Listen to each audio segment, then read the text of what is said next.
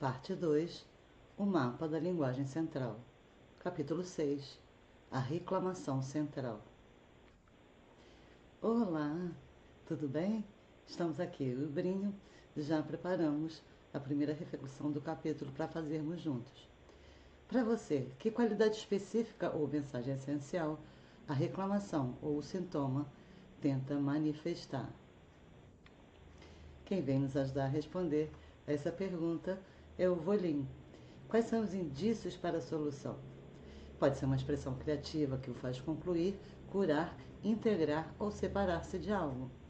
Pode ser que o seu sintoma ou problema esteja forçando você a dar um passo que não deu e que não pode ser mais ignorado.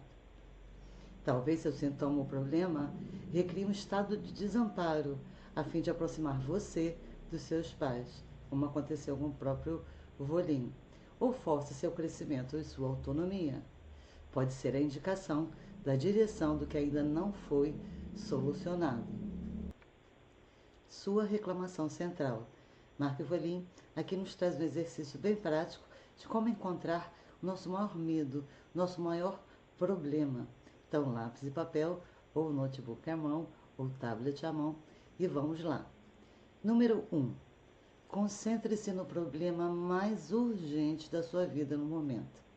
Ele pode ser de saúde, de trabalho, de relacionamento, qualquer um que afete a sua segurança, a sua paz ou o seu bem-estar.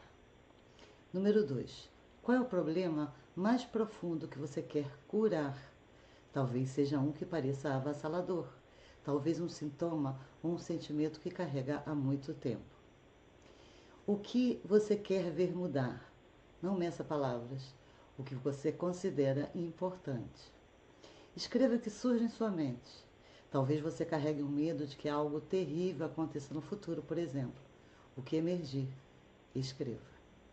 5. Se nada lhe ocorrer, responda. Se o sentimento, o sintoma ou a condição nunca desaparecer, o que você teme que aconteça? O autor solicita que não se continue a leitura até escrever a preocupação mais premente do leitor. Depois que eu escrevi todos aqueles itens, aqueles 6 itens, eu tenho que analisar. Mas como é que eu vou analisar? Olha, não leia tão minuciosamente a ponto de deixar que o conteúdo te domine. Examine de forma despretensiosa, sem considerar as emoções. Você deve procurar palavras e frases incomuns ou particulares, peculiares. Leia de novo em voz alta. Tente escutar de forma imparcial. Tente escutar como se estivesse ouvindo outra pessoa. Talvez isso realmente pertença ao trem. A linguagem central é uma bússola. E aqui trazemos um outro exercício proposto por Mark, 10 perguntas que suscitam a linguagem central. Mantenha a mente aberta. Não modifique as respostas. O que estava acontecendo em sua vida quando o seu sintoma ou problema apareceu pela primeira vez? O que estava acontecendo antes disso? Quantos anos você tinha quando começou? Algo traumático aconteceu com algum parente quando ele tinha a mesma idade? O que exatamente se passa neste problema? Qual é a sensação nos piores momentos? O que acontece pouco antes da sensação ou sintoma? O que ameniza ou agrava o problema? O que o problema ou sintoma o impede de fazer ou o obriga a fazer? Se a sensação-sintoma nunca desaparecer, qual seria a pior coisa que poderia acontecer com você?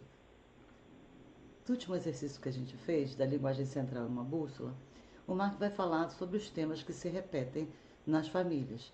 Veja se você reconhece alguns deles nas suas respostas. Uma linguagem repetida. Algo parece que não se encaixa na sua experiência de vida? Lembra da Gretchen, que ela falou que queria se matar e queria ser incinerada? Não tinha nada a ver com o contexto de vida dela. Idades repetidas. Conexão entre a sua idade e a idade de um parente. O Jesse, ele sentiu os sintomas de congelamento justamente na mesma idade, 19 anos, que o tio dele morreu congelado. Acontecimentos repetidos. Marcos como despertadores ancestrais. Um casamento, um luto, um marco na vida da pessoa, quando se forma na faculdade, um marco importante como despertador ancestral. Emoções, comportamentos e sintomas repetidos. O que desencadeou o seu problema? Ele reproduz, ele recria algo da sua primeira infância? É parecido com um acontecimento na história familiar? Esses exercícios que nós estamos fazendo, nós estamos mapeando esse trauma central. E vamos seguindo. Marc Volin, sempre muito didático, nos traz para ilustrar a reclamação central um caso que ele atendeu em seu consultório, a história de Sandy. Sandy, ela é filha de um sobrevivente do Holocausto e ela procurou o Marc porque ela queria ajuda para entender seu medo avassalador da morte e também precisava de ajuda com a sua claustrofobia, quando ela ficava num lugar fechado, com pessoas, num lugar, uma sala incomodá-la, e ela dizia: eu não consigo respirar, não vou conseguir sair, eu vou morrer. E precisava sair daquele lugar imediatamente, tinha essas crises de pânico claustrofóbicas. Os sintomas dela, eles começaram aos 19 anos, e o Marc vai descobrir que é a mesma idade que o pai dela tinha quando perdeu os pais e a irmã na câmara de gás de Auschwitz. Há 10 anos do atendimento, quando o pai faleceu, os sintomas pioraram. Para Marc, ficou evidente que os avós e a tia se sentiram da mesma forma a caminho do extermínio. Dentro da câmara, com um monte de gente obstruindo a saída, devem ter sentido um pânico incomensurável. Talvez, diz Marc, Sandy carregasse esse pânico e até a culpa pelo pai ter sobrevivido. Marc pediu que ela visualizasse a tia e os avós parados na sua frente e conversasse com eles. Ela assim o fez, comovidamente. Finalmente, ela foi capaz de identificar a origem dos seus problemas e pôde sentir o peso dos seus temores se dissipar. Que bom, não é? E aqui vemos outro caso de paciente do Marc, Lorena. Ela tinha 19 anos e sofria de ansiedade e ataques de pânico. O que aconteceu com ela? Após uma infecção urinária persistente, demorou muito para curar, ela foi a vários médicos, os remédios não curavam, ela passou muito tempo com esse problema. Finalmente ela ficou curada, mas experimentou uma ansiedade crescente, teve essa sequela emocional. O Marc diz que ele teve muita dificuldade de identificar com clareza a linguagem central dela. Então ele lhe perguntou qual a pior coisa que poderia acontecer a alguém que não fosse ela, porque diretamente ele não estava conseguindo que ela fosse clara. Ela imediatamente respondeu: não ser bem-sucedido, nem feliz, nem fazer o que deseja, enlouquecer, acabar em um hospital psiquiátrico e, por fim, cometer suicídio.